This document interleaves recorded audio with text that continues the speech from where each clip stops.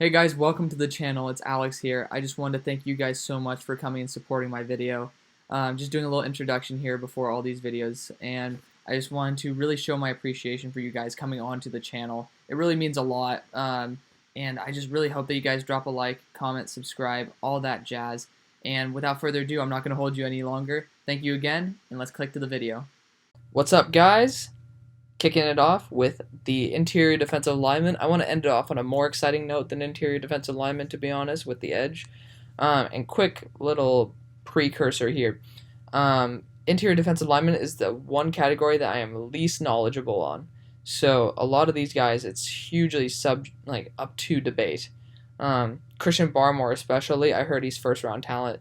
I haven't really seen him, so we'll see. These guys, a lot of interior defensive linemen just roll through anyway. So guys who are here now will possibly not be there at the time of the draft, and then some guys will just appear out of nowhere. So keep your eyes out for that, because obviously the more I understand, the more I listen to other people as well, the more educated I'll become on this. So starting off with my number one defensive tackle slash 3-4 D end, Marvin Wilson out of Florida State. This is an obvious one. There's literally zero debate here.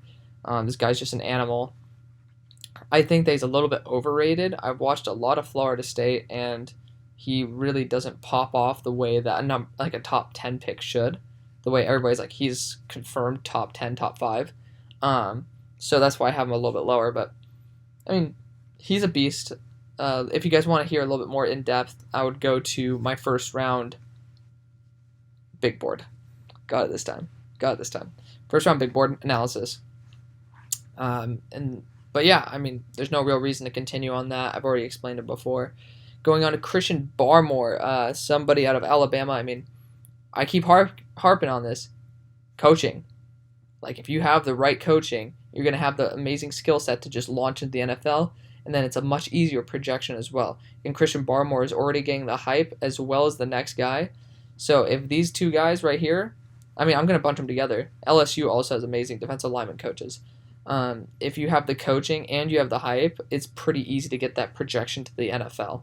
So, I mean, these guys have a very high ceiling. Actually, they have a very high floor. So, I mean, I'm just not a huge fan of interior defensive linemen. That's why I don't rank them very high. Next is Jay Tufele, and this is a huge Mel Kiper point out, I guess, or shout out. There we go. Jay Tufele is a beast.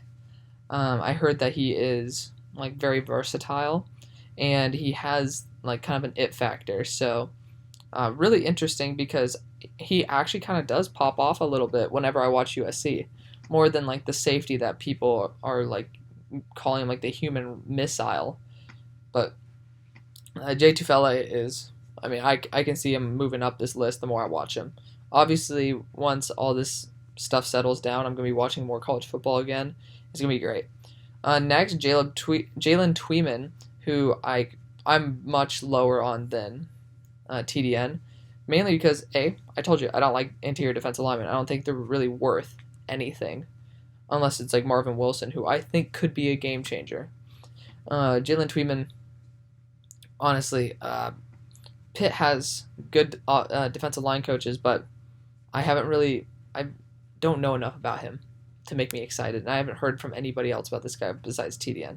So, gotta watch him, gotta see what's up. Lorenzo Neal, out of Purdue. This guy, I mean, I do know actually some good stuff about Lorenzo Neal.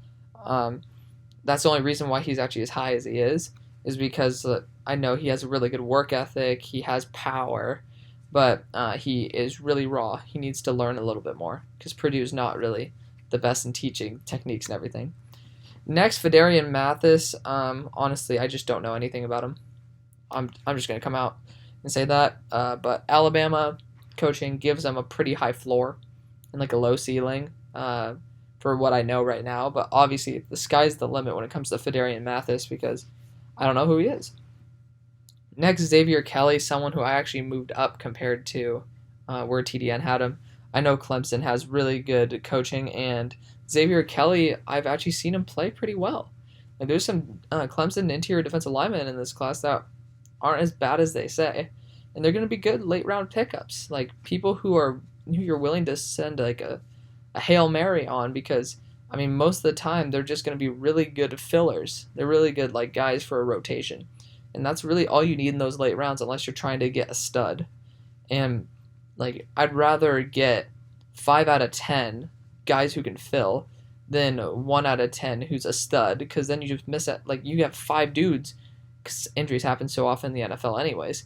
You have 5 dudes who can come in to give your starters rest, or they can fill in if they get injured, and that's more valuable to me than one good player. And that's not even a guarantee. It's like probably half a player. So regardless, next for the Stills brothers, I don't really see much when I watch West Virginia. There's not really that much of West Virginia going on TV for me to watch anymore, just because they're not really that prominent, which is kind of sad. I like West Virginia, but I mean, I don't like interior defensive linemen. That's the problem. And these guys are brothers. I mean, they're ranked higher, so I gave them a little bit of respect by not putting them way off this list. So next, Jordan Williams and Pinckney. Again, same type of argument as Xavier Kelly, guys who can fill in. LeBrian Ray, somebody who I think I put him higher than TDN because the coaching gives him a higher floor. That's just literally the bottom line. LeBrian Ray doesn't really play too often, so it's not like he's going to make a super huge impact. But somebody you can just probably try later down the line. Next is, oh god, Levi on Wuzarike. That's actually not that bad. Out of Washington. I don't know. I haven't seen him really do too much. I've seen him do some plays on tape, but he doesn't pop off at all. Just somebody who maybe you can take a shot on actually developing into like a rotational starter. Next, Jalen Redmond out of Oklahoma. I kind of just gave him some respect because I think he's not that bad at Oklahoma. He's popped off a little bit whenever I watched him, so I like him. Next, Mustafa Johnson. Kind of had to give him some respect because I dropped him a little bit, and also he has a pretty badass name. But Mustafa Johnson, he doesn't pop off on tape whenever I watch Colorado, so I can't really make a good claim for how much I know about him. Next, Jordan Davis. Georgia. I mean, Jordan Davis is not bad. Not bad. I've seen him play. Not bad at all. But not somebody who I would really consider too highly draftable, which is why he's so far down. Honestly, take him or leave him. Somebody who can develop into a solid backup role if he turns out to be good. Next, Jaden Crumedy. Interesting. Crumedy. Mississippi State. I mean, I don't really need to tell you how many guys come from Mississippi State as interior defensive linemen and just kick ass. So I'm not going to go through that. But just know, the list is pretty damn. They have a good resume. So really good coaching. Next, Max Herring. Kind of same argument for Jordan Davis. Same exact thing. And lastly, we got Naquan Jones out of Michigan State. This is actually somebody who does kind of pop off on tape, but he is so raw, and I've seen him get manhandled. But if you're able to tweak his ability and actually make him effective, I think that he could be something. I think he could be a good rotational guy. But unfortunately, you're taking a huge risk. But that's perfect timing for him. Right there, you take a huge risk, and that's perfectly fine, you know? So yeah, guys, that's the list. There's not really that many frills to it. It's interior defensive linemen, you know. They don't play that monstrously huge of a role anymore, especially with the draft, because you can just draft a dude out of like in the 7th round and they just stuff the run very well. That's all you need. You don't need to spend a first round pick on it, but you never know. They could be a big impact. Chris Jones, great example. Aaron Donald. So let me know what you guys think. Thank you guys again for watching.